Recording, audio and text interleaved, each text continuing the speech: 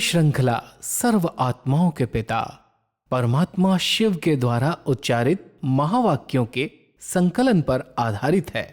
Om Shanti. Godlywood studio द्वारा प्रस्तुत अमूल्य रत्न में आप सभी का हार्दिक स्वागत है। जीवन में आगे बढ़ना, ऊंचाइयों को छूना और मंजिलों को प्राप्त करना हर इंसान चाहता है।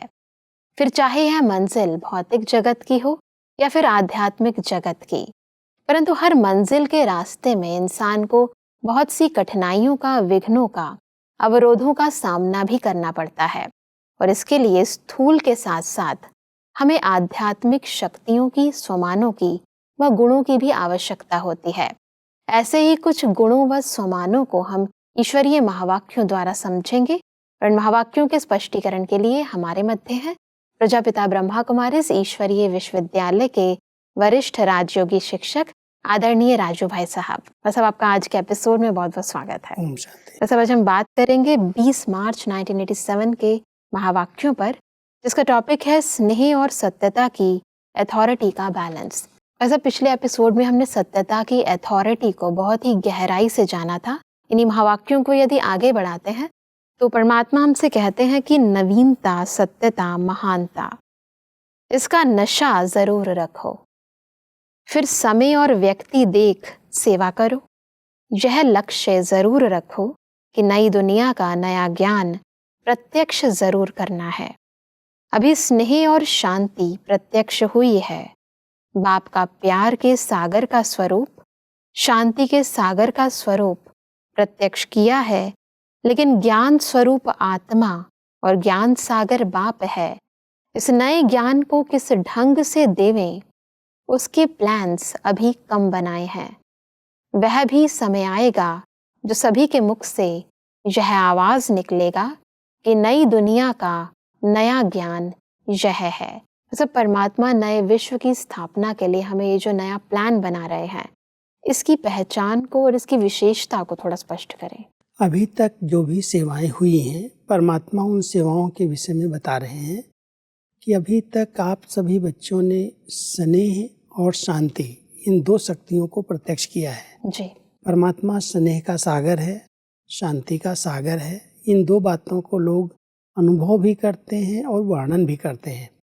लेकिन जो सत्य ज्ञान है और ज्ञानदाता परमात्मा है, जो सत्य ज्ञान की अथॉरिटी आप बच्चों को प्राप्त हुई है, जिस ज्ञान से नई दुनिया की स्थापना होनी है, उस ज्ञान को और ज्ञानदाता बाप को अभी तक प्रत्यक्ष नहीं कर पाए।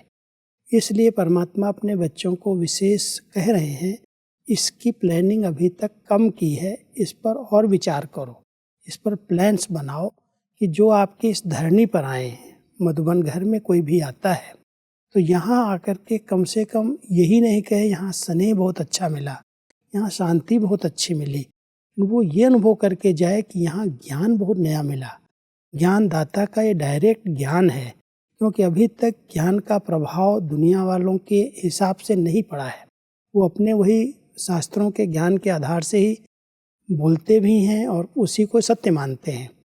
परमात्मा नया ज्ञान दे करके नई दुनिया बना रहे हैं, वो ज्ञान के सागर हैं। ये ज्ञान जो हम सब के पास है, तो परमात्मा ने डायरेक्ट दिया है, ये शास्त्रों का ज्ञान नहीं है। इस बात को अभी तक सिद्ध नहीं कर पाए हैं, उसके लिए परमात्मा हम सबको प्रेरित कर रहे हैं। परमात्मा इसीलिए कहते हैं कि यथार्थ है, अनुभव है, अनुभव की अथॉरिटी, नॉलेज की अथॉरिटी, सत्यता की अथॉरिटी, कितनी अथॉरिटीज हैं। तो अथॉरिटी और स्नेह दोनों को साथ साथ कार्य में लगाओ। अथॉरिटी है, जानते हैं, सत्य ज्ञान है और उस ज्ञान से हमारी ऐसी श्रेष्ठ जीवन बनी है, उसका प्रत्यक्ष प्रमाण यही है कि सत्य है, परमात्मा का दिया हुआ है। लेकिन अथॉरिटी के साथ दूसरों को देने के लिए स्नेह का बैलेंस भी चाहिए। सिर्फ ऐसे ही अगर सीधा हम कह देंगे तो उसमें विरोधाभास हो सकता है, टकराव हो सकता है।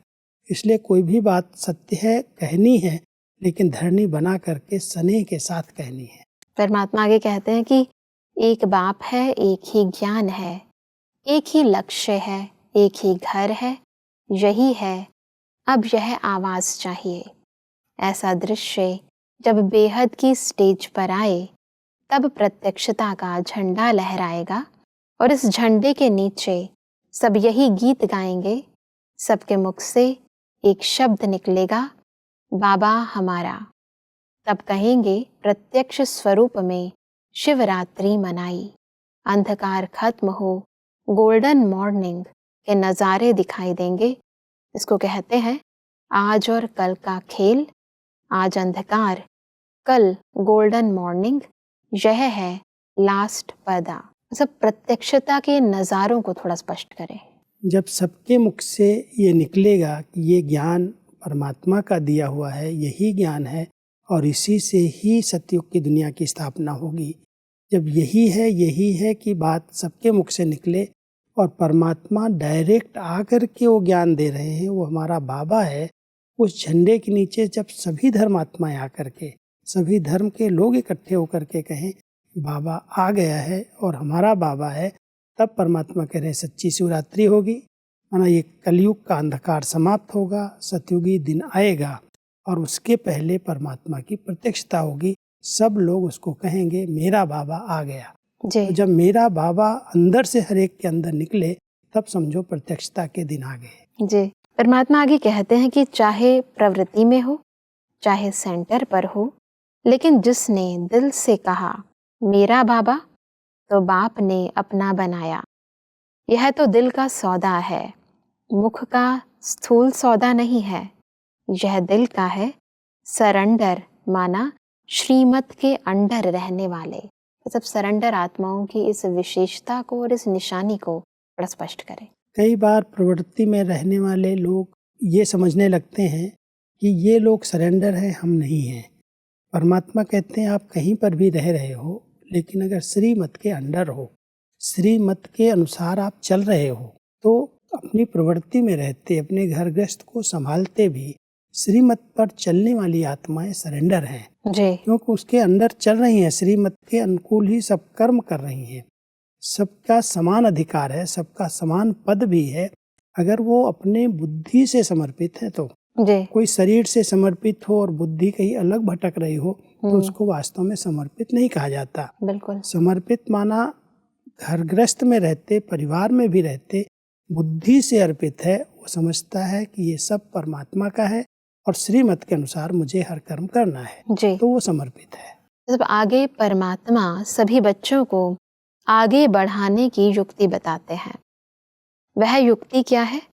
सबसे बड़े ते बड़ी युक्ति है सहनशीलता के गुण को अपनाना। जितना सहनशील होंगे, सत्यता की शक्ति होगी, उतना सहज अपना राज्य सतयुग ला सकेंगे। जब परमात्मा ने दो गुण बताए हैं, एक तो सत्यता और दूसरा सहनशीलता। जहाँ सत्य बात आती है वहाँ कई बातें सहन करनी पड़ती हैं। जी। जब हम सत्य स्वरूप में स्थित होते हैं और विशेष करके जो आत्मा की निजी धारणा सत्यता की है, पवित्रता, जी। जब वो पवित्रता की धारणा कोई दृढ़ता के साथ अपनाते हैं तो उन्हें बहुत कुछ सहन करना पड़ता है। क्योंकि कलयुग के अंदर इस बात को लोग असंभव समझते हैं कि घर गृहस्थ में रहें, पवित्र जीवन जिए, तो उनको लगता है कहाँ से नया ज्ञान आ गया। लेकिन जहाँ सत्यता है, अंदर की सच्चाई है, वहाँ पवित्रता की धारणा होती है। और पवित्र आत्माएं जो पवित्रता का व्रत ले लेती हैं, उनको बहुत कुछ सहन करना पड़ता है। बिल्कुल। इसलिए परमात्मा कह रहे हैं सहनशीलता का गुण और साथ साथ सत्यता की अथॉरिटी। सत्य स्वरूप में स्थित होकर के फिर सहन करना पड़ेगा, भले सहन करो।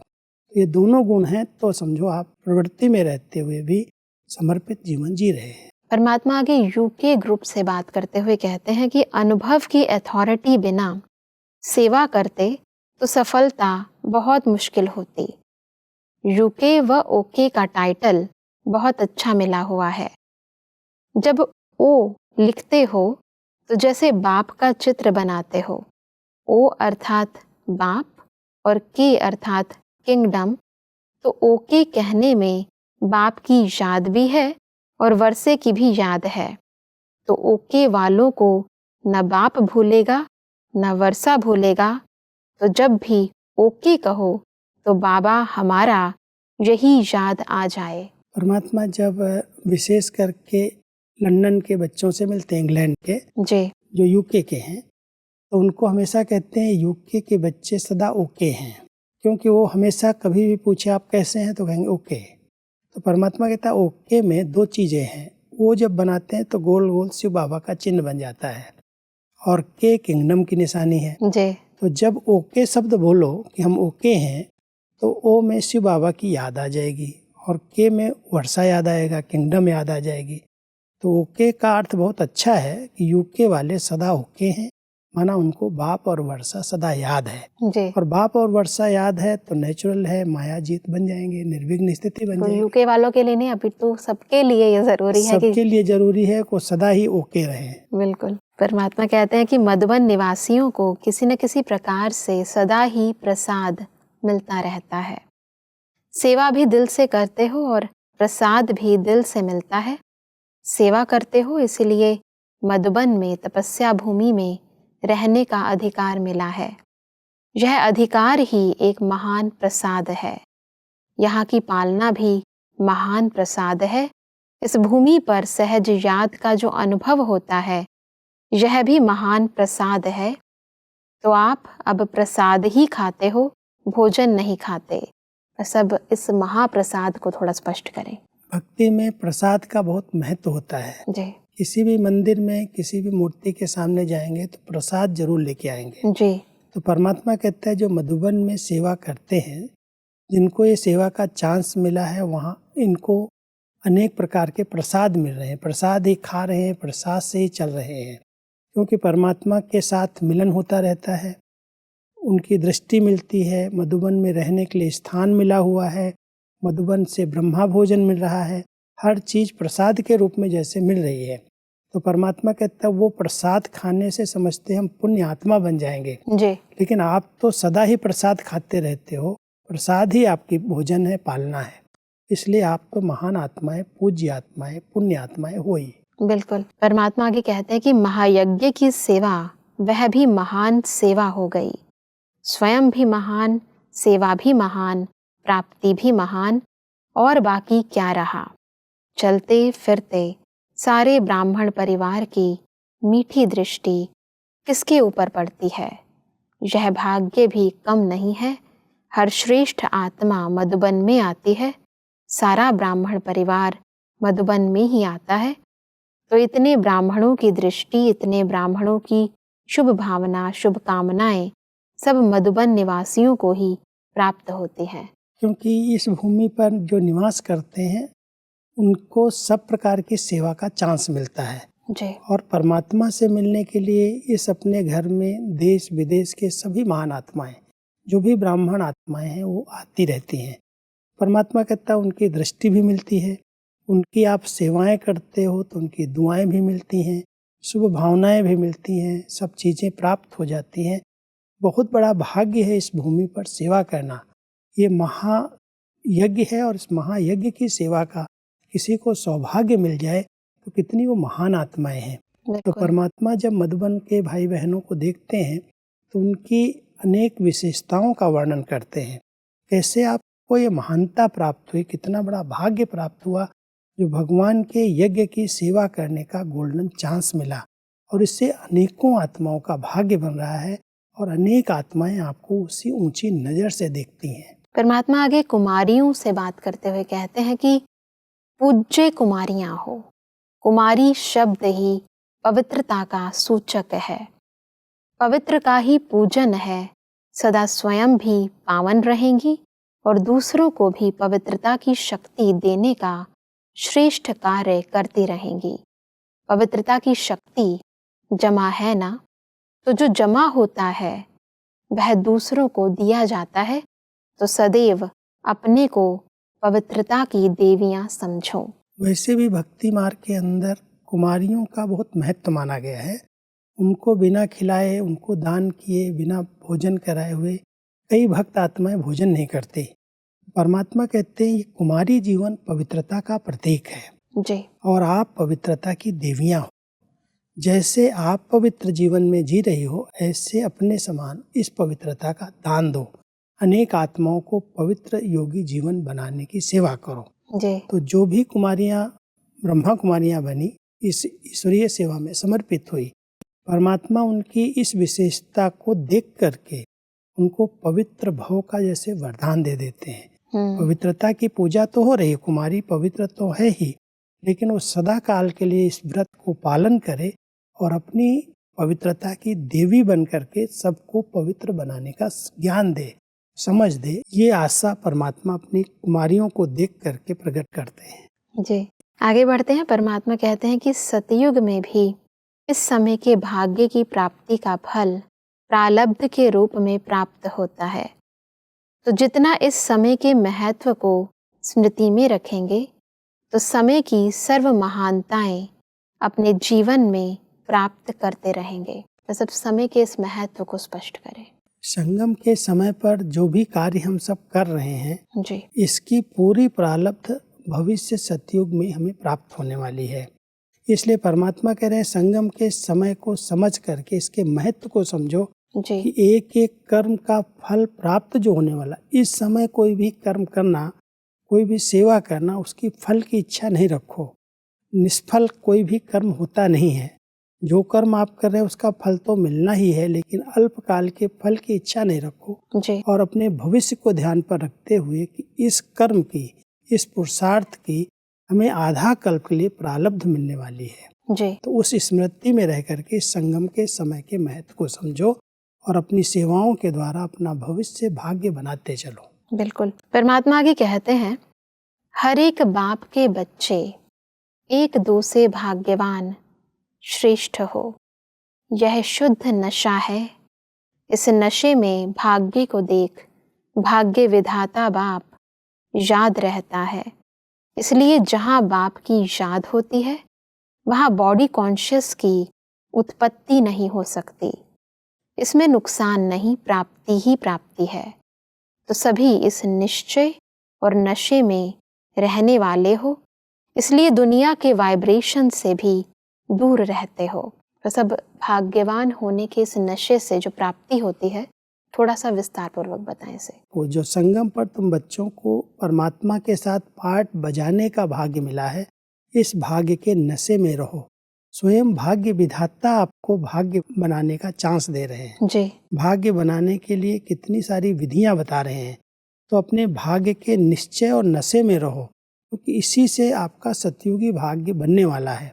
तो संगम युग पर परमात्मा के साथ पाठ बजाना, उनकी आज्ञाओं पर चलना, उनके कार्य में मददगार बनना, सहयोगी बनना, ये बहुत बड़ा भाग्य है। जी, तो भाग्य का नशा है, भाग्य विधाता की स्मृति है।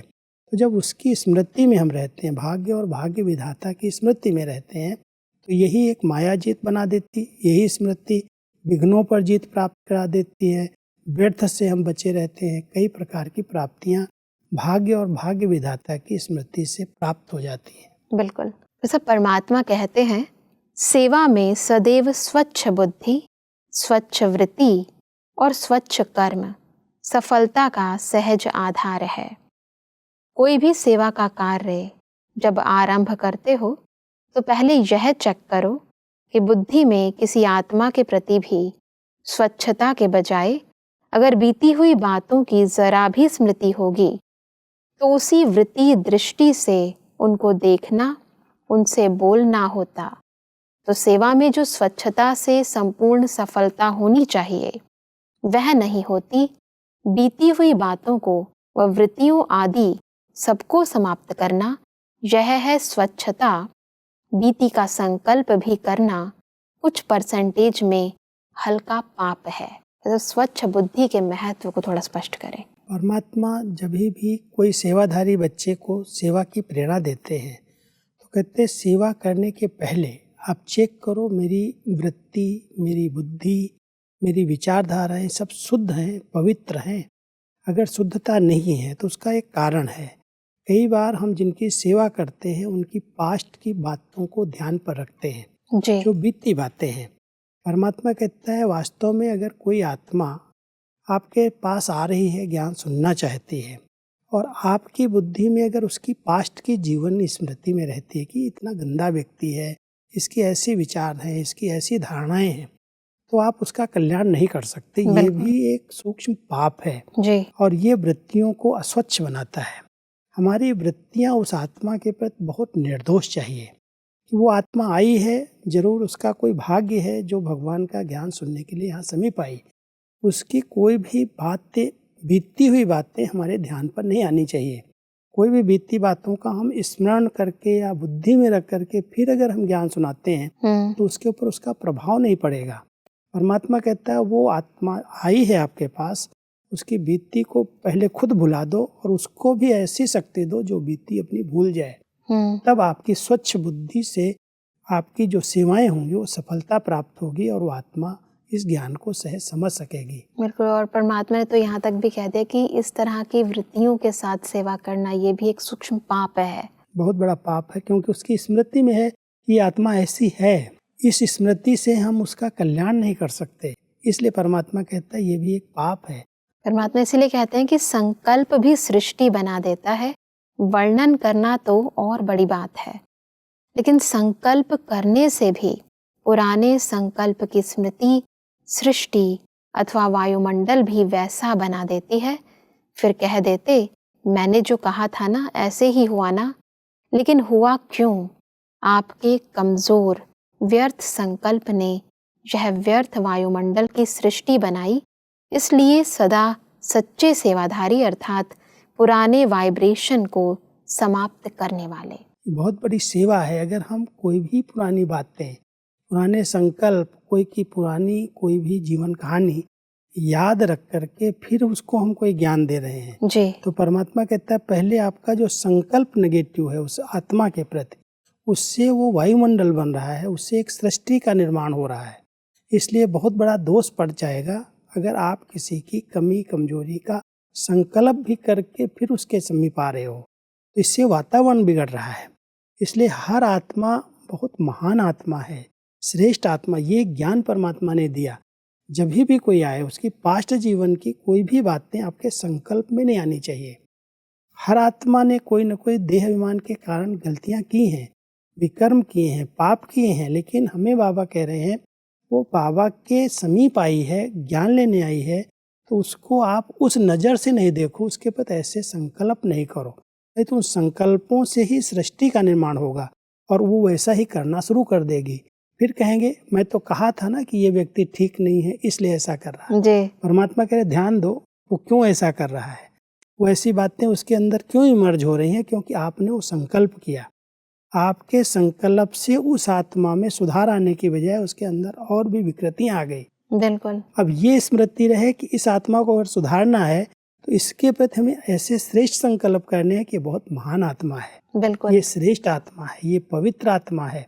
उसकी अपवित्रता की तरफ, उसकी नेगेटिविटी की तरफ मेरा ध्यान न जाए। जी। जब इतनी ऊंची भावना लेकर के उसको हम ज्ञान देंगे तब वो अपने जीवन को बदल सकेगा। बिल्कुल। और अगर हमने उसकी कमी कमजोरी को ध्यान रखा तो वो कमियां उसकी उछल जाएंगी और वो फिर वायुमंडल में विघ्न रूप डालेगा। बिल्कुल। इसलिए परमात्मा हमारा ध्यान खिंचवाते हैं कि संकल्प में, आपके संकल्पों में इतनी श्रेष्ठता हो जो उसकी आप सृष्टि को बदल दो, जी, उसके जीवन को बदल दो। बस अब आज हमने बहुत ही विस्तार पूर्वक जाना कि कैसे सत्यता, पवित्रता और सहनशीलता के दिव्य गुणों द्वारा हम नई सृष्टि की स्थापना में मददगार बन सकते हैं। तो स्पष्टीकरण के लिए आपका बहुत बहुत धन्यवाद। ओम शांति। दर्शकों, आज के महावाक्यों में परमात्मा ने कहा कि एक बाप है, एक ज्ञान है, एक लक्ष्य है, एक घर है, यही है। जब यह दृश्य बेहद की स्टेज पर आएगा तभी परमात्मा प्रत्यक्षता का झंडा लहराएगा। परमात्मा ने कहा कि सरेंडर अर्थात दिल से एक बाबा कहने वाले, दिल का सौदा करने वाले और सदा श्रीमत के अंडर रहने वाले। परमात्मा ने कहा कि सदा आगे बढ़ने की युक्ति है सहनशीलता के गुण को जीवन में अपनाना। जितना सहनशील रहेंगे, सत्यता की शक्ति जीवन में होगी, उतना ही हम सतयुग को समीप लाएंगे। दर्शकों, आज के महावाक्यों से संबंधित यदि आपके मन में कोई प्रश्न है तो आप हमें ईमेल कर सकते हैं। हमारा ईमेल आईडी है amulyaratna@godlywoodstudio.org। अगले एपिसोड में एक और अव्यक्त वाणी के साथ आप सभी के समक्ष हम फिर हाजिर होंगे। तब तक के लिए लेते हैं इजाजत। ओम शांति। मुख्य सार। जो बाप के साथ व पास रहते, जहाँ बाप की याद होती है वहाँ बॉडी कॉन्शियस की उत्पत्ति नहीं हो सकती। इसलिए वह दुनिया के विकारी वाइब्रेशंस व आकर्षण के प्रभाव से दूर रहते हैं। आगे बढ़ने की युक्ति, सहनशीलता के गुण को अपनाना। जितना सहनशील होंगे सत्यता की शक्ति होगी। पहले बीज को गुप्त रखना होता है, बाहर रखने से फल नहीं देता, लेकिन धरनी में ही न रह जाए, बाहर प्रत्यक्ष हो, ये आगे की स्टेज है। अधिक जानकारी के लिए संपर्क करें Amulya Ratan Godlywood studio, Manmohini Van, Shanti Van post, Abu road 307510, district Sirohi, Rajasthan. Email ID है amulyaratn@godlywoodstudio.org। इस श्रृंखला को प्रजापिता ब्रह्मा कुमारीज ईश्वरीय विश्वविद्यालय के सेवा केंद्रों पर क्लास में नियमित रूप से चलाने के लिए गॉडलीवुड स्टूडियो से संपर्क करें।